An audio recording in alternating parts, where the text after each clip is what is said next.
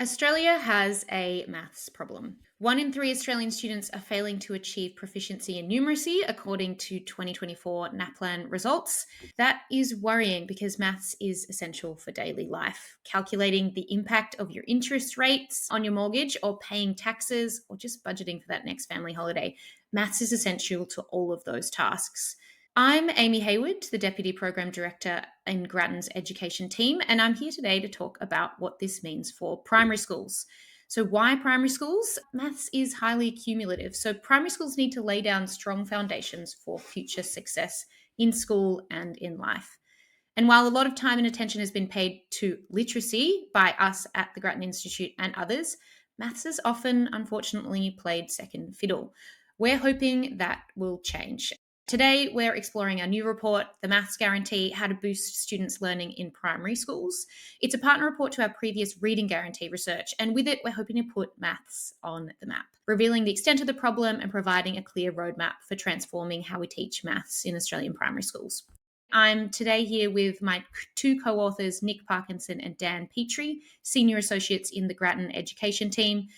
Let's dive right into the detail. Dan, can you tell me what's going on with Australia's maths results? To start with, as you mentioned, Amy, Australia has a big problem with students' proficiency in numeracy. So just to explain that a little bit, in Australia, students aren't proficient if they're in the two lowest NAPLAN proficiency bands out of the four. And that's the needs additional support and the developing proficiency bands. So in terms of what that means in practice, for example, at year 7, students who aren't proficient might struggle with adding and multiplying, and they might still be counting on their fingers to solve simple problems, while their classmates race ahead to algebra. And that creates a learning gap that widens every school day. And based on 1/3 of students not reaching proficiency, as Amy mentioned, we calculate there's currently around 1.3 million Australian students who are at risk of leaving school without the basic skills they need to succeed in life, which is obviously a massive problem. This problem is bigger for disadvantaged students. For example, Indigenous students and students whose parents didn't complete high school are around twice as likely to be non-proficient. But many advantaged students also struggle. So, for example, 1 in 5 students whose parents hold a bachelor's degree will also not be proficient.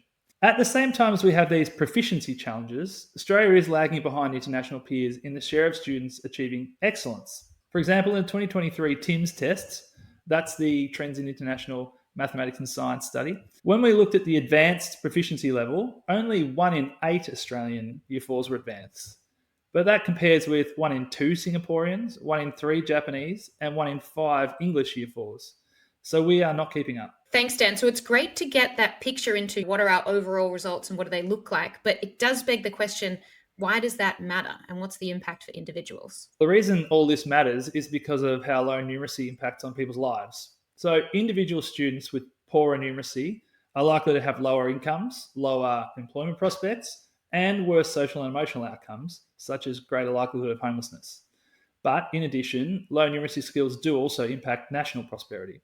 They reduce our productivity and economic growth, as well as Australia's pipeline of highly skilled mathematicians. And so all of this is going to make it a lot more difficult for Australia to keep up in a world that, as we know, is rapidly changing and highly competitive.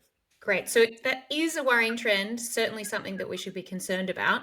I know we think a lot about students' results across primary and secondary, and we know the gaps get bigger in secondary. So why is it that we care about primary so much? We know students who are behind tend to fall even further behind, and we can easily imagine why this is true in maths, which is such a cumulative subject with topics all building on one another.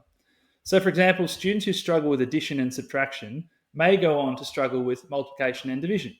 These are fundamental to fractions, and that in turn is essential to algebra. These are more complex and abstract ideas can be very challenging for students that are still learning the basics, who are more likely to be left behind. And this is one of the main reasons why it's so critical to intervene early in the primary school years. Getting the foundations right in primary also matters because student attitudes towards maths, whether good or bad, are largely established in primary school.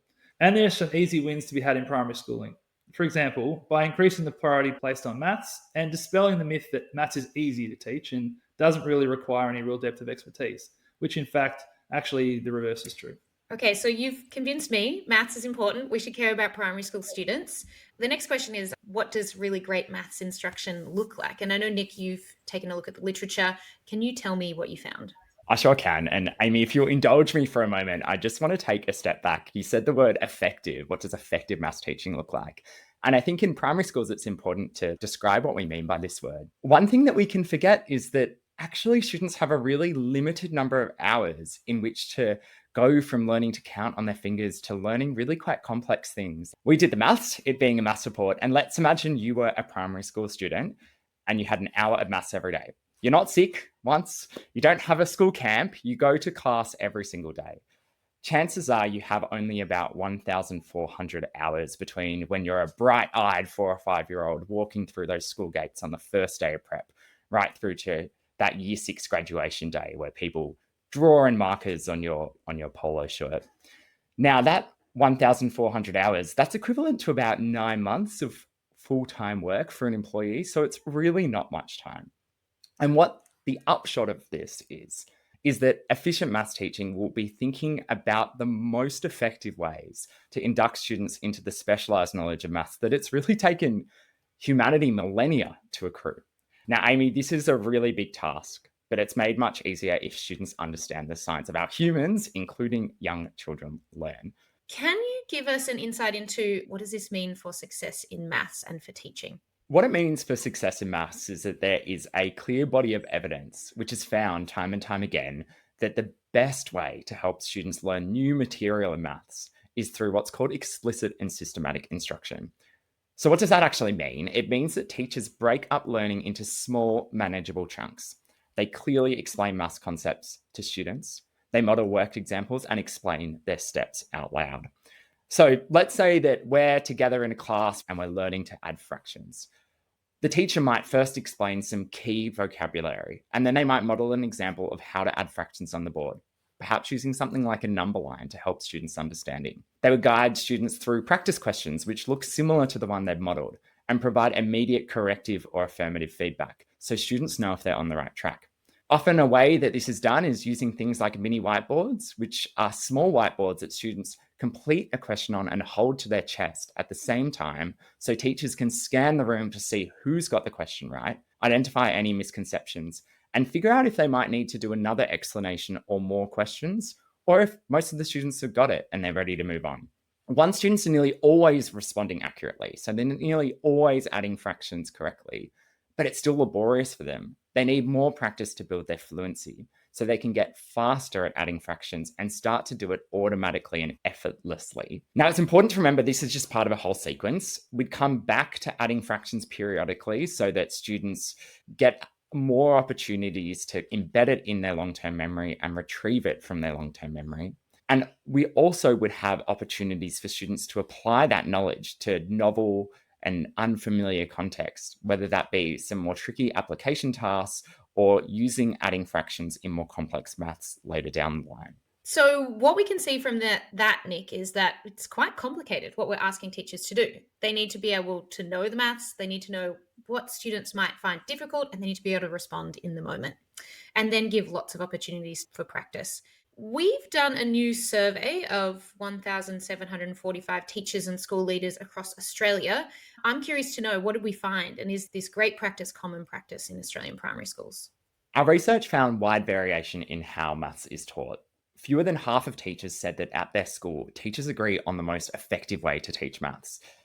And our survey shows that indeed practices in schools are highly varied.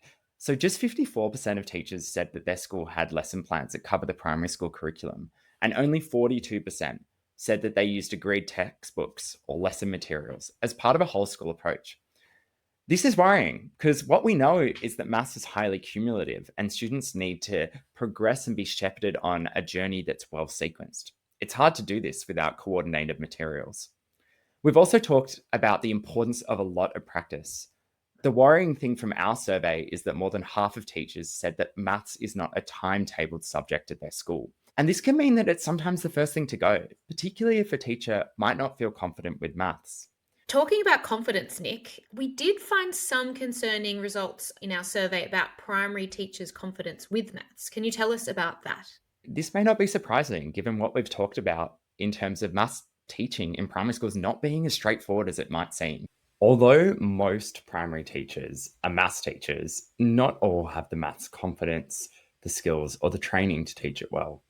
So while 72% of teachers felt confident teaching Year 6 maths topics, this leaves 28% who felt otherwise. When we look at the Year 7 and 8 maths curriculum, which might be being done by some students requiring extension, fewer than half of teachers felt they'd be confident teaching topics from this part of the curriculum.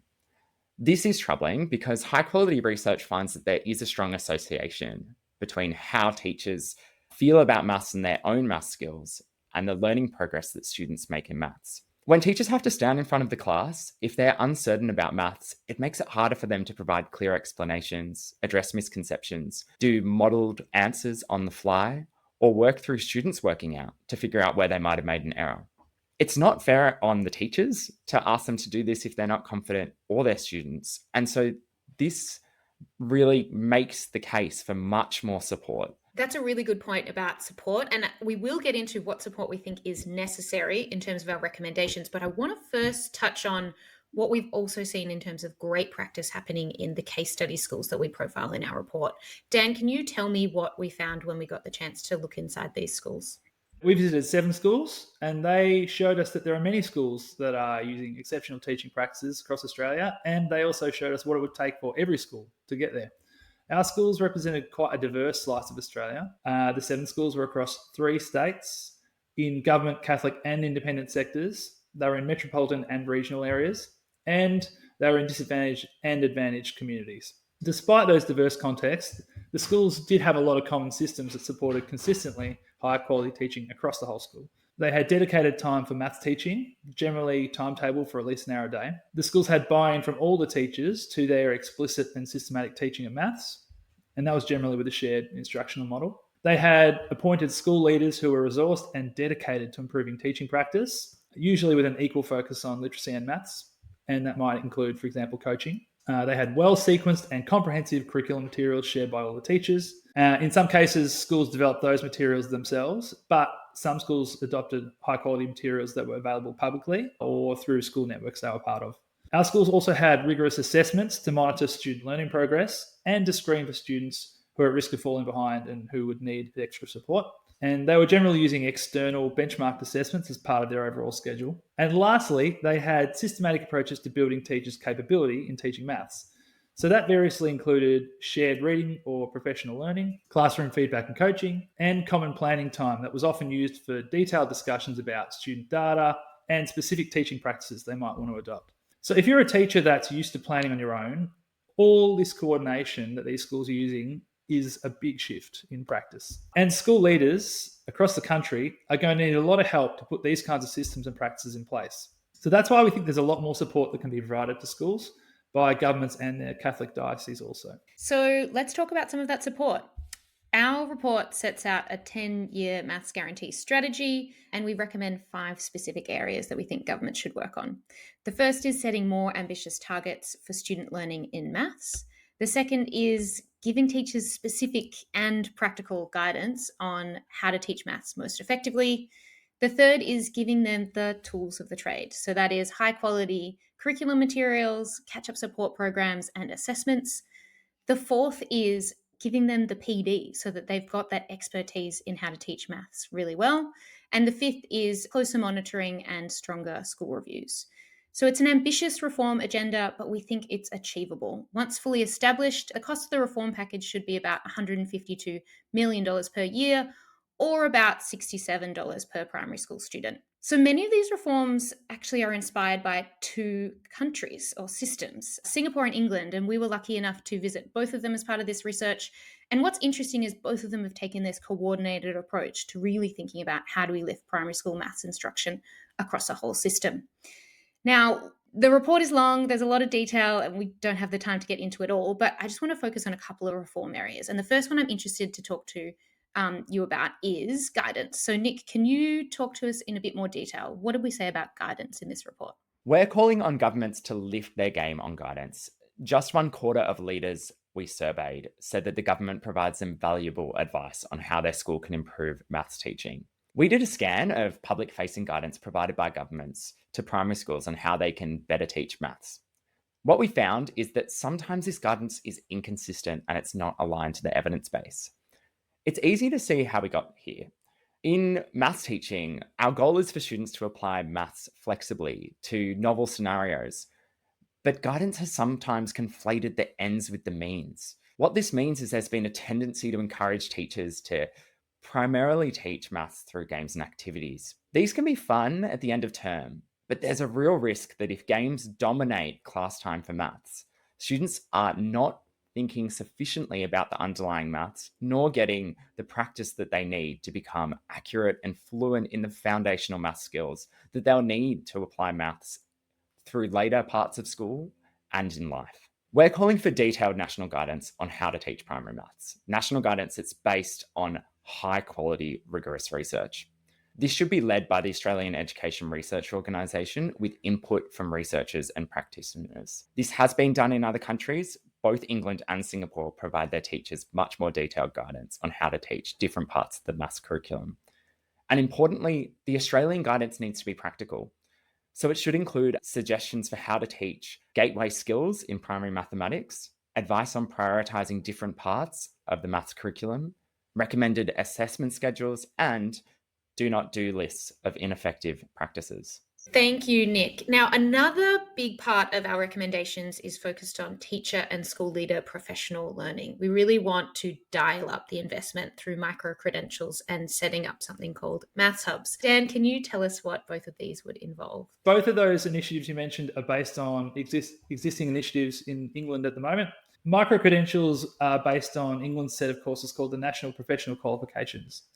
So in Australia, micro-credentials will give teachers access to high-quality external professional learning to build their knowledge and expertise in evidence-based maths teaching practices. And the micro-credentials would be a significant step up from the professional learning currently offered to Australian teachers. So we're recommending 3 different micro-credentials in specific areas. The first is for teachers an effective maths teaching course. The second is a leading maths teaching course for current and future school leaders. And the third is a course on intervention for lower achievers for teachers and support staff. These courses will be at least 12 months long and delivered through a mix of in-person, live and on-demand sessions.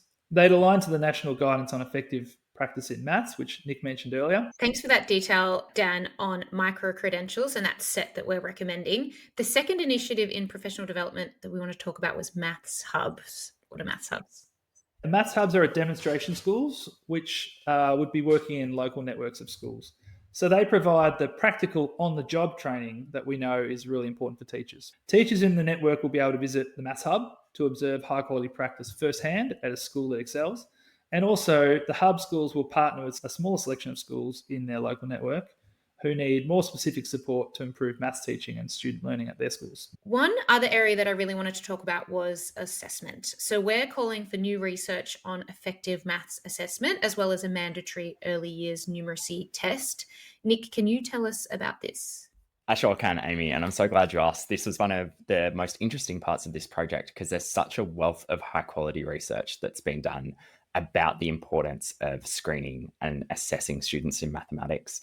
Existing maths assessments in Australia, they give schools and school systems, so that's governments and Catholic dioceses, an incomplete picture of students' learning progress in maths. Let's take NAPLAN. It first occurs in the 4th year of primary school, and results aren't available until semester 2, so it's simply too late to pick up and flag on any challenges students might have in maths. The other thing about NAPLAN is it mainly tests students' ability to solve worded problems. Now, this is a really important outcome to track, but it doesn't specifically test the foundational sub-skills that we know are really important predictors of students' later success. So that's things such as students' ability to identify numerals or their fluency with counting. Now, researchers recommend that schools supplement standardized tests of general outcomes like NAPLAN with periodic screening assessments in maths up to 3 times a year. These screening assessments are assessments which tell you whether or not students are on track. The challenge in Australia is there are not any research-validated maths screeners at the moment. What we're doing in this report is we're calling on governments to validate screeners by testing them with real students in real classrooms. What we want to know from these results is, are the tests reliable? Do they produce similar results no matter which student population they're used on? And are they actually predictive? So are they flagging whether or not students are on track, or are they maybe having too many false negatives or false positives? This research is common overseas, and we should have it here in Australia too. You mentioned that we're also advocating for a mandatory early years screener. So once there is a research validated screener in Australia, one that's been proven to be effective, we're calling for this to be mandatory. It's really pleasing to see that there's an early commitment to rolling one out nationally in 2028 in the new school funding agreement. But what needs to be clearer is that this should be mandatory for all students, regardless of where they sit, be that in Catholic, independent, or government schools, and that it should ideally be efficient to administer. So taking no more than 10 minutes or so, and possible to do with a group of students. Thanks, Nick, for letting us know about assessments. I think, unfortunately, our time is done for the podcast, and we've only been able to really scratch the surface of the detail that's in the report. If you're listening in and want to see more of that detail, please go ahead to our website, grattan.edu.au, where you can download the report freely. A huge thank you to you, Dan and Nick, for coming on and explaining all that we've done in our research, and thank you to those that are listening. I hope you enjoy the rest of your day.